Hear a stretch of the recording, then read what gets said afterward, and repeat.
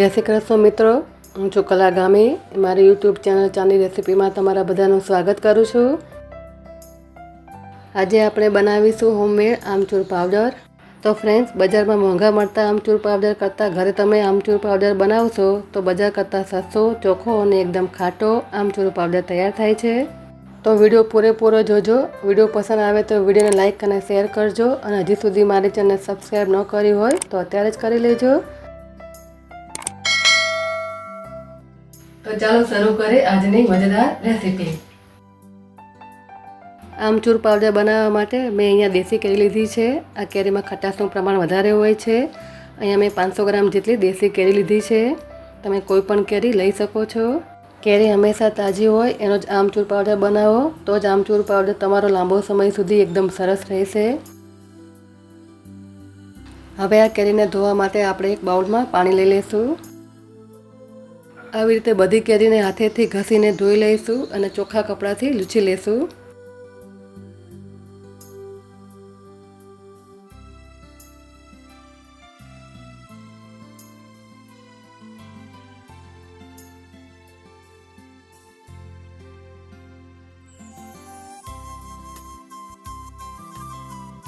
અહીંયા મેં કેરીને સારી રીતે ધોઈ અને ચોખ્ખી કરી લીધી છે. તો પહેલાં તો આપણે કેરીની છાલ ઉતારી લઈશું. તો ફ્રેન્ડ્સ, કેરીની સિઝન આવે ને એટલે આમચૂર પાવડર ઘરે બનાવી લેવો જોઈએ. તો આવી રીતે આપણે બધી કેરીની છાલ ઉતારી લઈશું. અહીંયા મેં બધી કેરીની છાલ ઉતારી લીધી છે.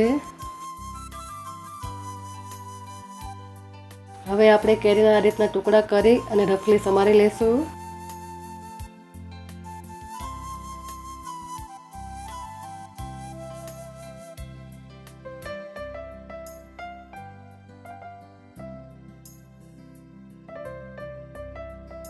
અહીંયા મેં બધી કેરીના ટુકડા મોટા મોટા પીસમાં કટ કરી લીધા છે. હવે આજે આપણે એકદમ ઇઝી રીતે આમચૂર પાવડર બનાવવાનો છે. આ આમચૂર પાવડર કોઈ પણ બનાવી શકે છે, એટલી સરળ રીતે આમચૂર પાવડર તૈયાર કરીશું. હવે આપણે કટ કરેલા કેરીના ટુકડાને એક મિક્સર જારમાં ઉમેરીશું. અડધા કેરીના ટુકડાને આપણે બીજી બેન્ચમાં પીસીશું. કેરીની સાથે કોઈ પણ જાતનો પાણીનો ઉપયોગ કર્યા વગર આપણે પીસવાનું છે. જો તમને જરૂર લાગે તો 1 થી 2 ચમચી જેટલું પાણી ઉમેરવાનું, પણ વધારે પાણીનો ઉપયોગ કરવાનો નથી. અહીંયા મેં કેરીને પીસી લીધી છે અને તમે જુઓ કે એકદમ ફાઇન પેસ્ટ તૈયાર થઈ ગઈ છે. હવે પીસેલી પેસ્ટને એક વાસણમાં ઘાટી લઈશું અને બીજી બાકી રહેલી કેરીને પણ આ રીતે પીસી લઈશું. તો ફ્રેન્ડ્સ, તમે મારા વિડીયો કયા ગામ અને કયા શહેરમાંથી જોઈ રહ્યા છો એ મને કોમેન્ટ કરીને જરૂરથી કહેજો, જેથી મને ખબર પડે કે મારા વિડીયો ક્યાં ક્યાંથી જોઈ રહ્યા છે. એટલે હું તમને બધાને થેન્ક યુ પણ કહી શકું. તો અહીંયા આપણે બધી કેરીને પીસી લીધી છે અને તમે જોઈ શકો છો કે એકદમ મસ્ત પેસ્ટ તૈયાર થઈ ગઈ છે.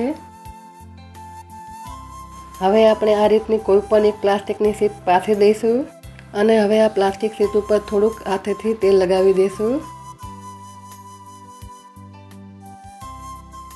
હવે જે આપણે કેરીનો પલ્પ કરેલો છે એ પલ્પને આ રીતે આપણે પ્લાસ્ટિકની શીટ ઉપર પાથરી દઈશું.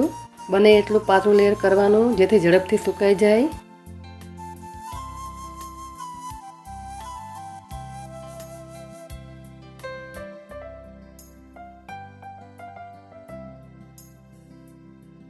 હવે અહીંયા બને એટલું પાતળું લેયર આપણે પેસ્ટનું કરી લીધું છે. હવે આ પલ્પને 2 કલાક માટે અગાસી ઉપર આકરા તાપમાં સુકાઈ જાય ત્યાં સુધી આપણે રહેવા દેશું. અગાસી ઉપર ખૂબ જ તડકો આવતો હોવાથી આમચૂર પાવડર માત્ર 2 કલાકમાં તૈયાર થઈ જશે. આપણે જે કેરીનો પલ્પ સૂક્યો હતો એ એકદમ સરસ સુકાઈ ગયો છે. હવે આ પલ્પને આપણે પ્લાસ્ટિકમાંથી અલગ કરી લઈશું અને તમે જો પ્લાસ્ટિકમાંથી ઇઝીલી ઉખડી પણ જાય છે. તો તમે જોઈ શકો છો કે એકદમ સરસ રીતે આપણો પલ્પ સુકાઈ ગયો છે. તો આવી રીતે બધા પલ્પને આપણે પ્લાસ્ટિકમાંથી અલગ કરી લઈશું. અહીંયા મેં બધા પલ્પને પ્લાસ્ટિકમાંથી ઉખાડીને થાળીમાં લઈ લીધો છે.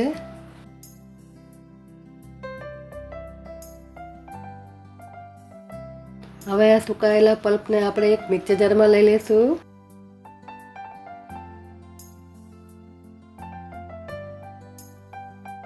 હવે ઢાંકણ ઢાંકીને પીસી લઈશું.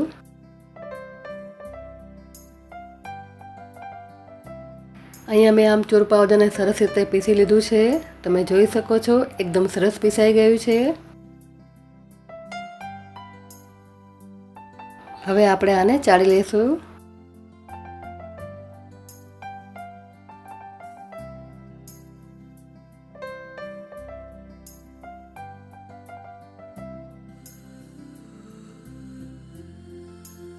જો તમે વધારે આમચૂર પાવડર બનાવવાના હોય તો આ રીતનો આમચૂર પાવડરનો વધારે ભૂકો નીકળશે તો તમે એને ફેંકી ન દેતા.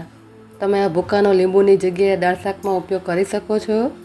પણ મેં અહીંયા થોડોક જ આમચૂર પાવડર બનાવ્યો છે એટલે મારે થોડોક જ ભૂકો નીકળ્યો છે.